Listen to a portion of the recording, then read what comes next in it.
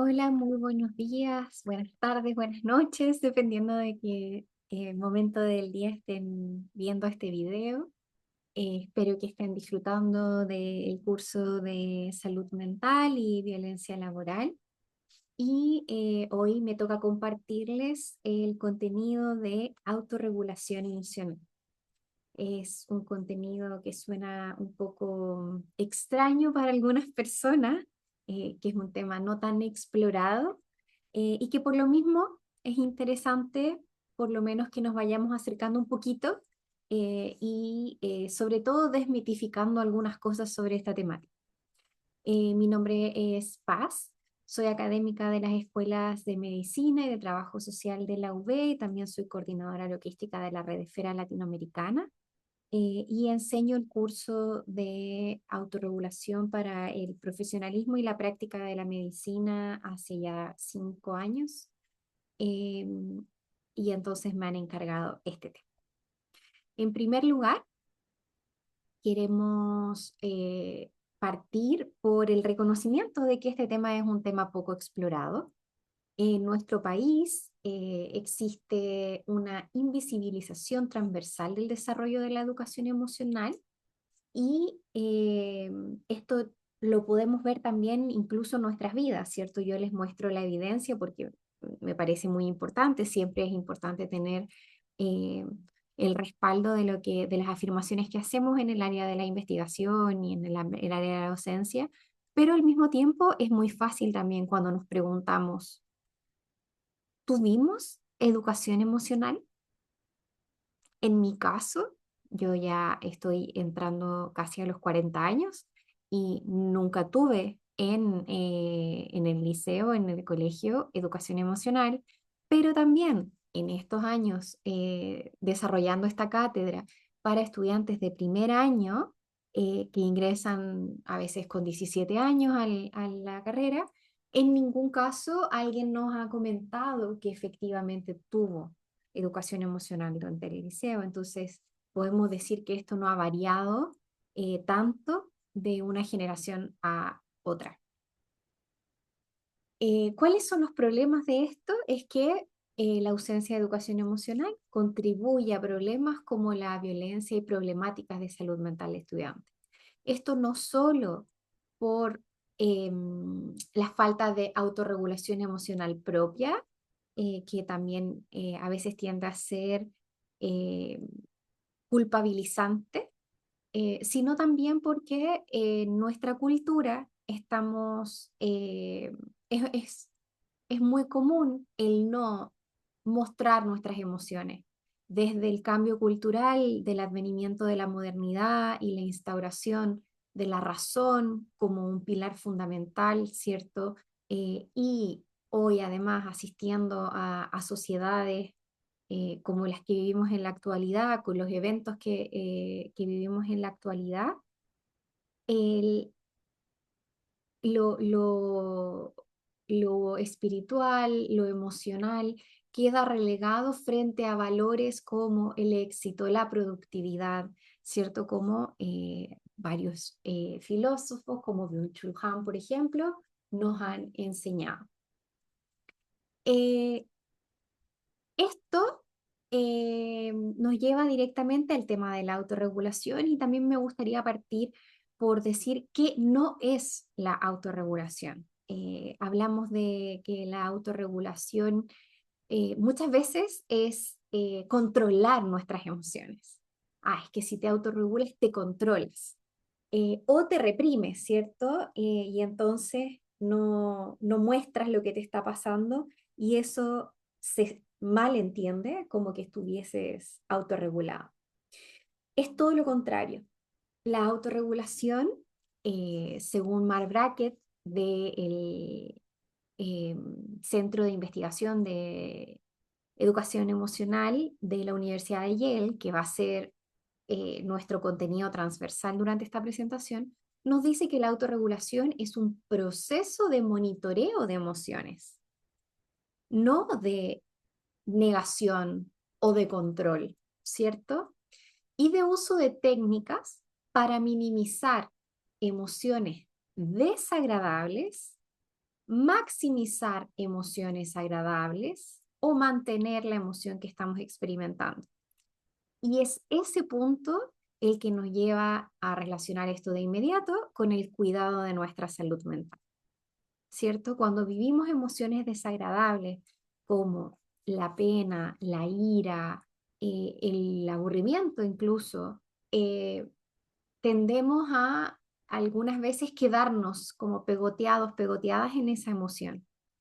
Lo que nos dice el proceso de autorregulación emocional es que reconozcamos esa emoción, la identifiquemos, la entendamos, buscamos la fuente, por qué estoy sintiendo lo que estoy sintiendo, eh, que podamos expresarla y regularla. Y para regularla, todo este proceso es un proceso activo, ¿sí? No es algo que suceda como sin que nosotros intencionalmente pongamos en ejercicio. ¿Por qué es importante la autorregulación? Porque, bueno, como hablábamos hace un rato, la autorregulación es un pilar importante de el cuidado de nuestra salud mental, el estar atentas, el poder identificar lo que nos está pasando, habla del conocimiento de sí, que era el pilar, ¿cierto? Conócete a ti mismo era un pilar de la antigua Grecia, eh, a la mano con el cuidado de sí, que involucraba el cuidado de sí, las otras personas y el entorno. Eh, y eso no lo podemos hacer si estamos disociados de lo que nos está pasando. Nos dice nuevamente nuestros amigos del Centro de Inteligencia Emocional de Yale que ser conscientes de nuestro estado emocional nos permite tomar mejores decisiones. Estar regulados, reguladas, nos permite mirar con mayor claridad y no con la ebullición que genera estar subsumido en las emociones, particularmente cuando son emociones desagradables. No sé ustedes, pero yo no he tomado las mejores decisiones de mi vida en un momento de impulsividad o de mucha rabia, por ejemplo. Eh, y además, esto tiene un correlato, esto no es solo nuestro mundo interno, ¿cierto? Nosotros, nuestras emociones las demostramos de múltiples maneras, las demostramos mediante lo que decimos, pero también lo que no decimos. Está estudiado como, por ejemplo, a través de las redes sociales, una persona que está experimentando emociones desagradables da, envía mensajes más monosilábicos, más cortitos, ¿cierto? Más breves, más secos también. Lo demostramos. Por mucho que uno quiera decir que no, usualmente las personas que nos conocen se dan cuenta de que algo nos está pasando. Saber cómo nos sentimos, qué sentimos y cómo se manifiesta también nos permite regular de mejor manera nuestras emociones. Entonces, algunas bases para que esto vayamos entendiéndolo. Las emociones que van a actuar como nuestros indicadores, ¿cierto? En la autorregulación emocional y a continuación vamos a ver algunos pasos, como por ejemplo, identificar y etiquetar, y eso involucra tener un vocabulario emocional. Son un sentimiento afectivo que transforma el estado psicofísico de los individuos. Son experimentados subjetivamente, podemos vivirlos con agrado, desagrado o de manera neutral y se manifiestan, como yo les decía hace unos segunditos, inevitablemente y producen cambios fisiológicos en nosotros, que va a ser el primer indicador de que estamos experimentando una emoción, como vamos a ver a continuación. Entonces, también quiero seguir remarcando que esto es un proceso que no podemos llegar a la regulación emocional si antes no tenemos conciencia, que lo vamos a ver ahora a través de un modelo que es bien didáctico.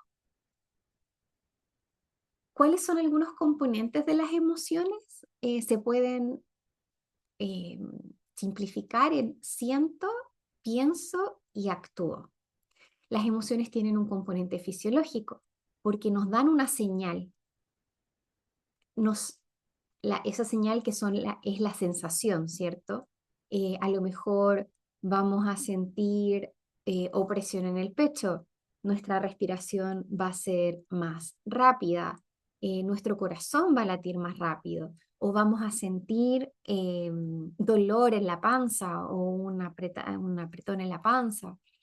Eh, Eso está asociado también a los factores psicológicos porque vamos a pensar qué nos está pasando, vamos a evaluar qué estoy sintiendo y está asociado a la expresión porque como ya hemos dicho, es imposible no expresar nuestras emociones en nuestra carita, en nuestro tono de voz o en nuestros silencios y en nuestra expresión corporal general.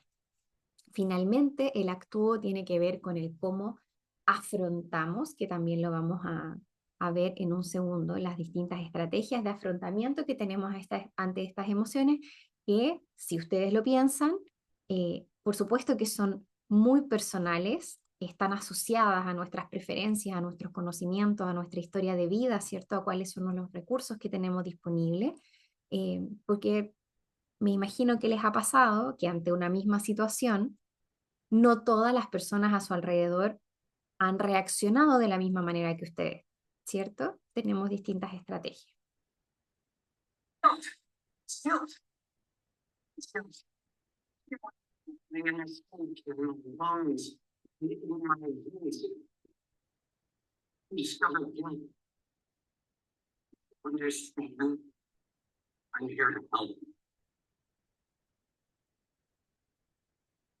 Bueno, este personaje es de la serie Shameless, que se les recomiendo muchísimo, es muy bueno. Eh, para mí da un ejemplo muy grande de lo que es el reconocer y entender una emoción. Al decir es culpa, esto lo que he estado sintiendo todo este tiempo es culpa, habla de un darse cuenta de algo que no estaba entendiendo, ¿sí? Estaba percibiendo, es siento, estaba percibiendo una sensación a la que no le había podido dar un nombre específico. Cuando dice es culpa, nos está hablando de que efectivamente logró etiquetar la emoción. Y luego dice, estoy aquí para ayudar. Y entonces esa es el componente actitudinal de la emoción.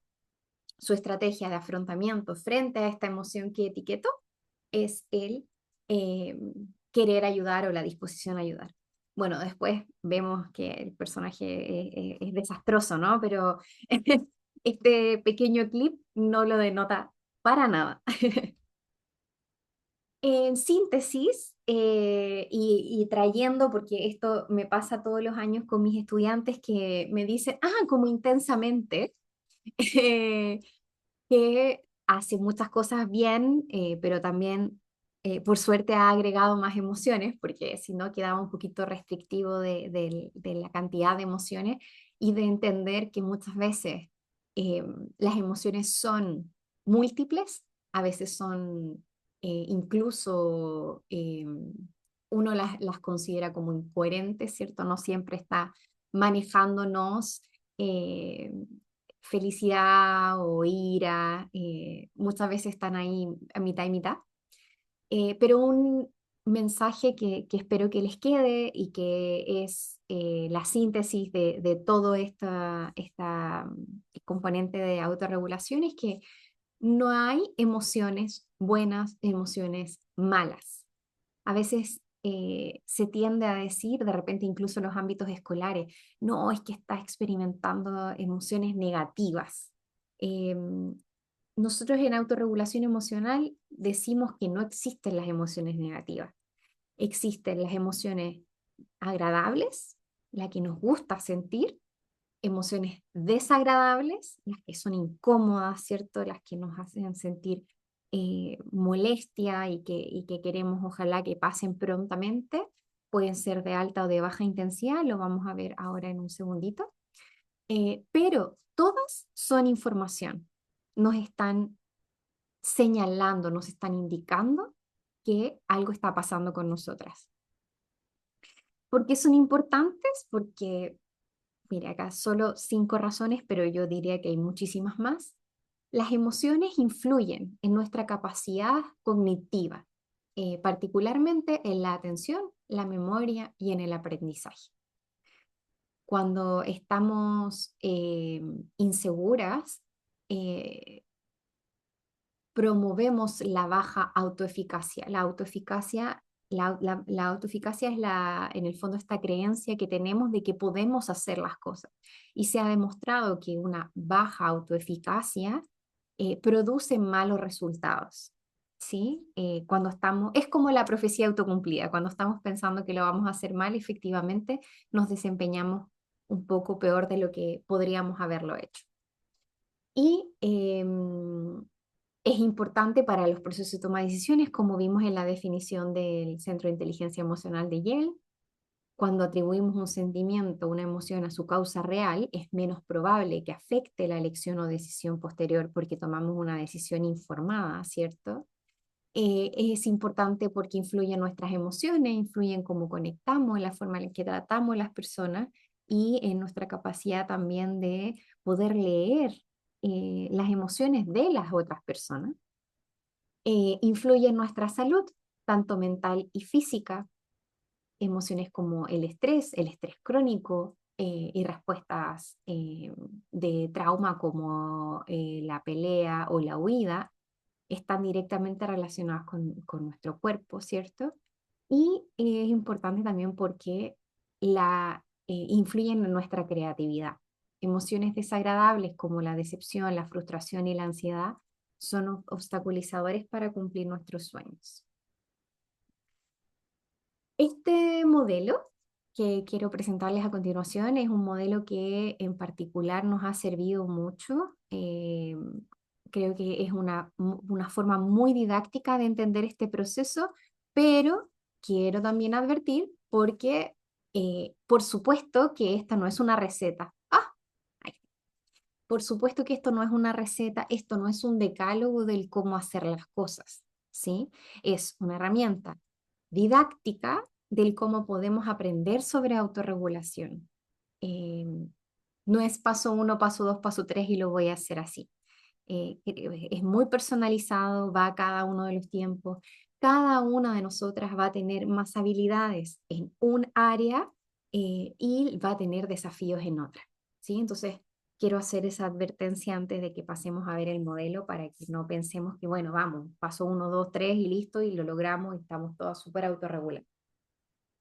Entonces, el modelo Ruler de autorregulación, nuevamente de nuestro amigo Brackett, del Centro de Inteligencia Emocional de Yale, nos dice que, bueno, y esto además es un juego que hace mucho lo gringo respecto de hacer un modelo o un proyecto de investigación que las siglas signifiquen o hagan algún significado.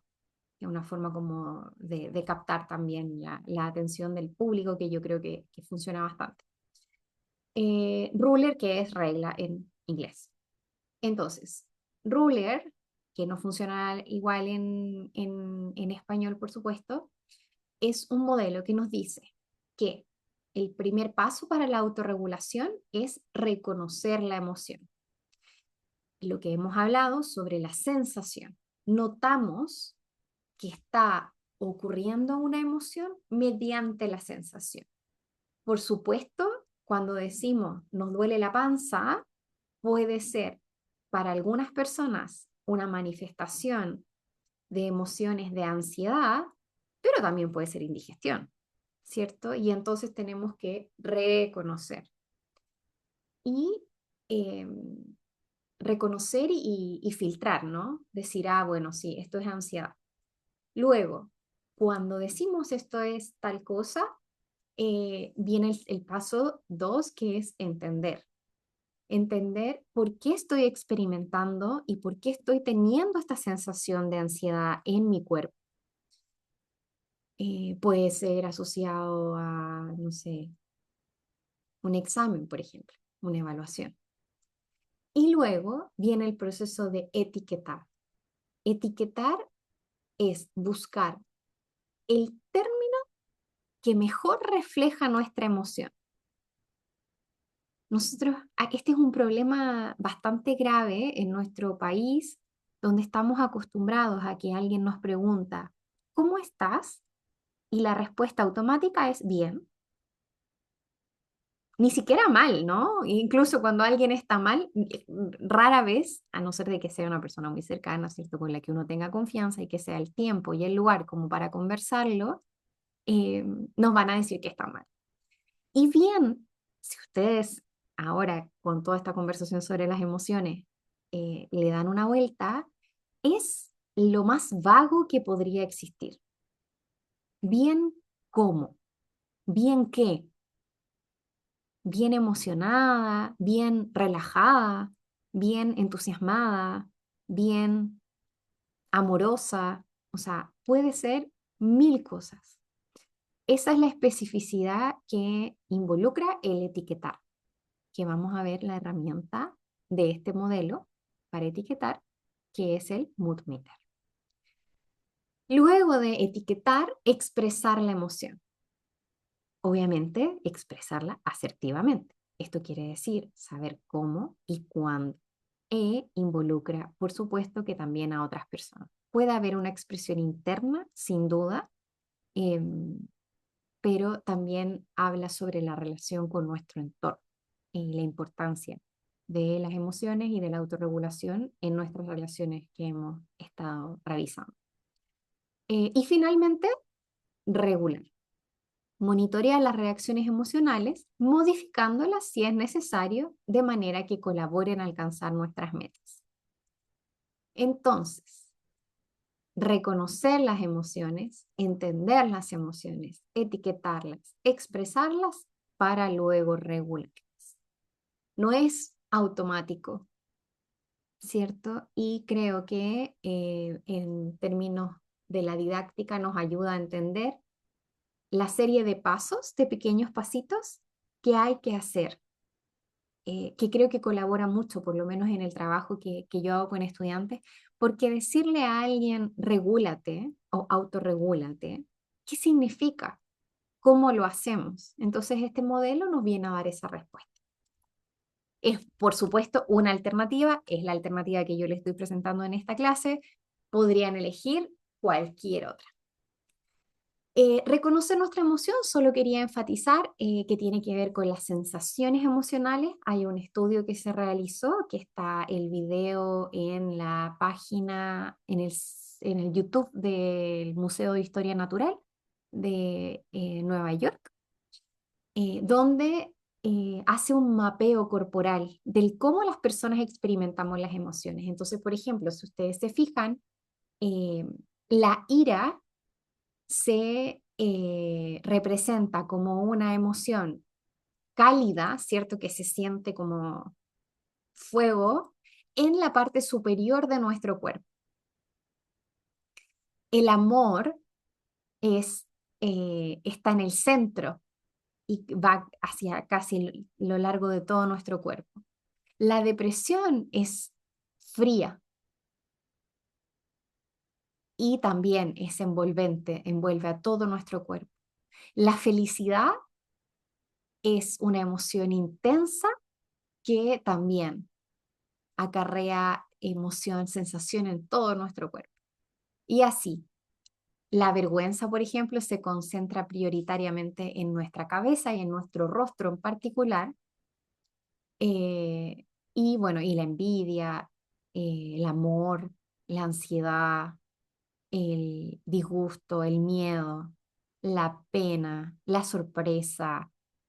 eh, es súper interesante cuando vemos en el fondo como todas las señales que nuestro cuerpo nos da, pero también a veces cómo estamos desconectados no solo de experimentar esa señal, sino que de hacerle caso y de tratar de ir a buscarla, ¿sí? de tratar de pensar qué nos está diciendo esa sensación y no simplemente como desecharla y continuar con lo que estamos haciendo. El paso de etiquetar la emoción tiene, afortunadamente para nosotros, esta herramienta que desarrolló este centro, que se llama Mood Meter, para quien quiera buscarla, o medidor emocional. ¿Cómo funciona el medidor emocional? A mí me parece súper interesante porque tiene dos variables en la vertical, el nivel de energía, cómo se siente en el fondo, y bueno, en la horizontal, el nivel de agrado. Entonces, lo que podemos hacer para poder lograr etiquetar nuestra emoción es pensar cómo se siente, ¿sí? Si son emociones agradables, vamos a movernos hacia el lado derecho de la columna del medidor emocional, donde podemos tener estas dos cuadrículas. Y entonces, si decimos que es agradable y de alta intensidad, o sea, estoy intensamente agradada, voy a saber que me estoy ubicando, por ejemplo, si es un nivel alto de agrado y un nivel alto de energía, voy a estar extasiada, exaltada, ¿cierto? Y por el contrario, si es una emoción desagradable, me voy a ir al lado izquierdo. Y si es una emoción desagradable de baja energía, voy a saber que estoy en el ámbito de la desolación, me estoy sintiendo solitaria, desanimada, decepcionada, tiene un tremendo error ortográfico, deprimida, etcétera.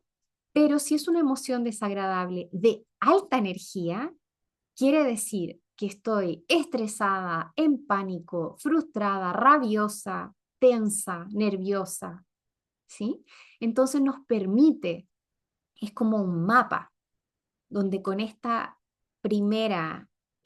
con este primer reconocimiento de la sensación, podemos decir, bueno, estoy sintiendo emociones agradables, ya sé que tengo que irme a un costado del instrumento o desagradables al otro, y luego, si es una emoción de alta intensidad, sé que tengo que ubicarme en las cuadrículas, en las columnas en la fila de arriba, y si es de baja intensidad, en las filas de abajo. Y allí entonces este mapita me permite poner con mayor exactitud, estoy malhumorada o estoy pensativa, estoy descansada, estoy satisfecha, estoy motivada, estoy jovial, estoy energética, estoy irritada, estoy inquieta. Y entonces nos permite también ejercitar nuestro vocabulario emocional.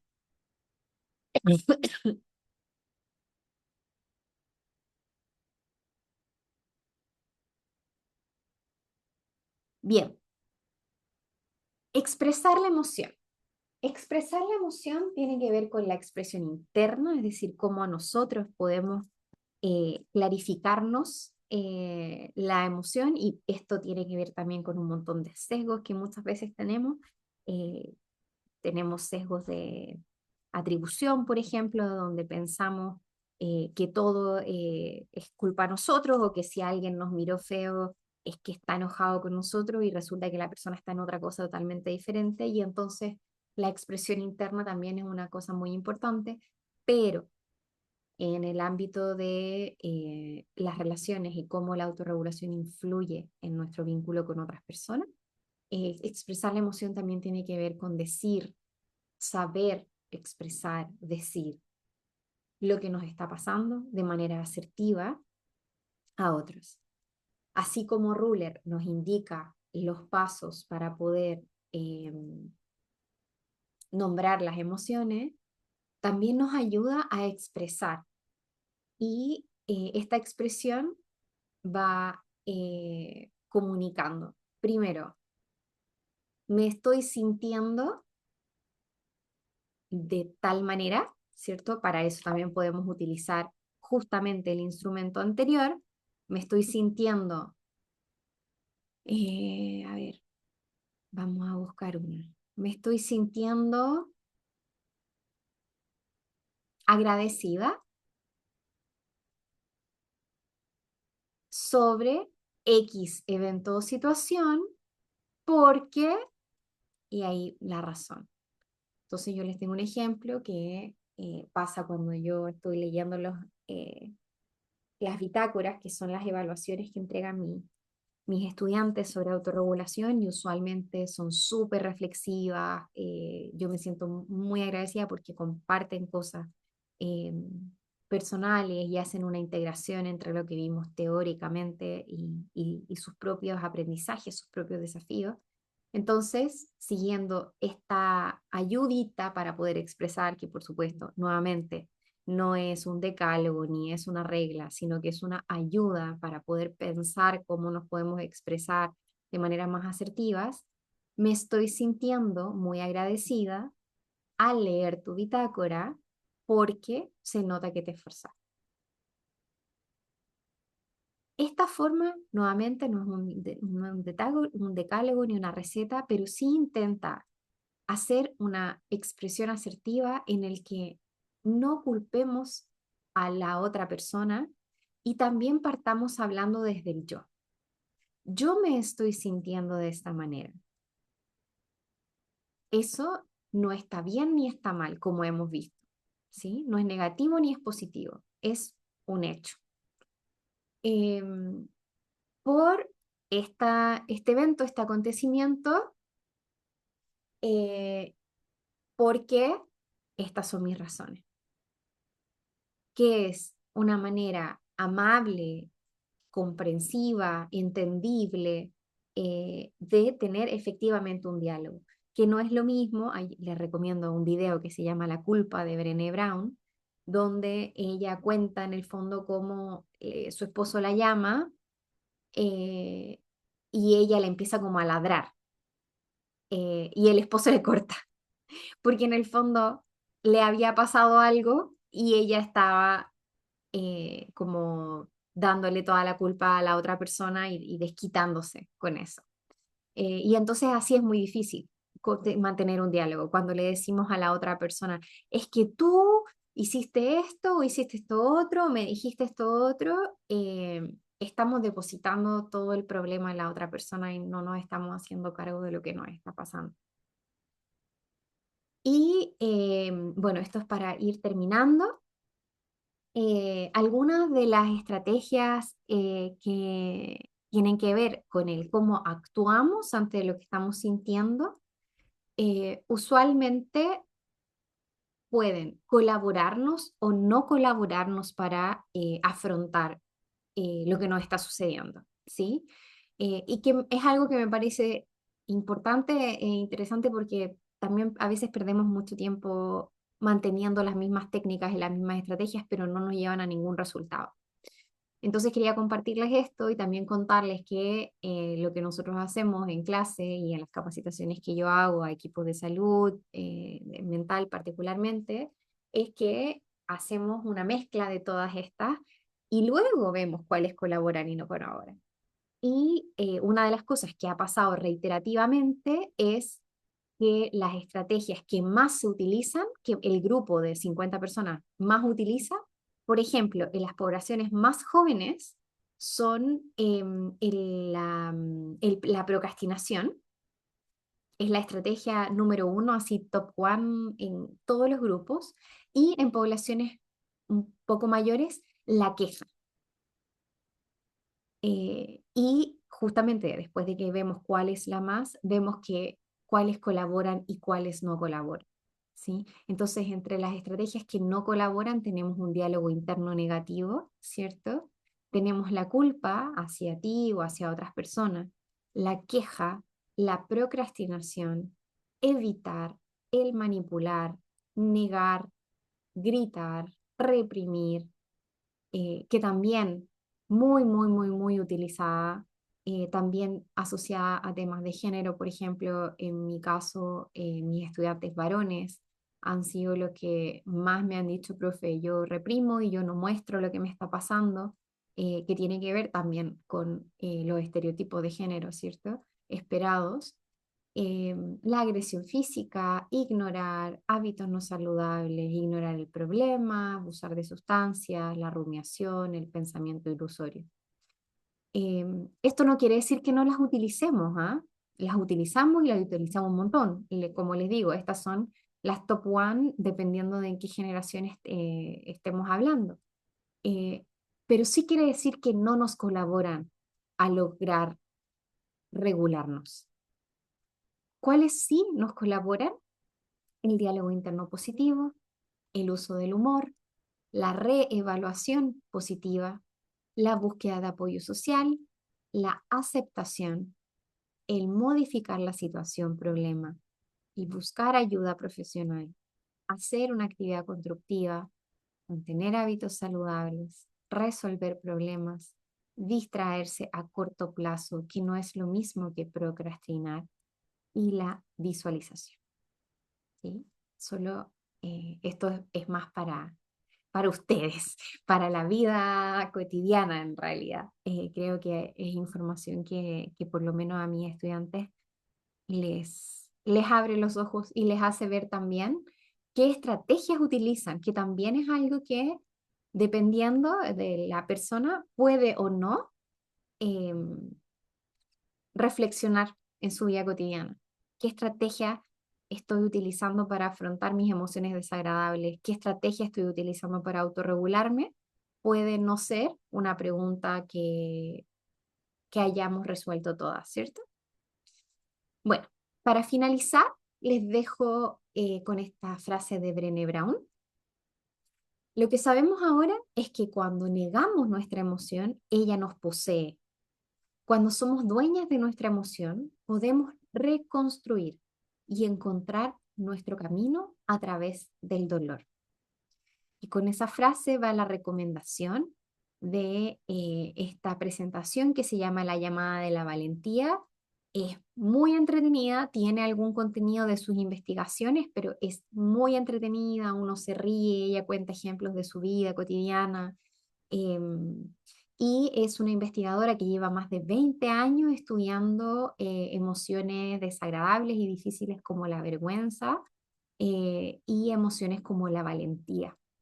Así que es muy recomendable a quien le haya interesado este mundillo de la autorregulación. Muchas gracias y espero que continúen en este curso de violencia laboral y salud mental.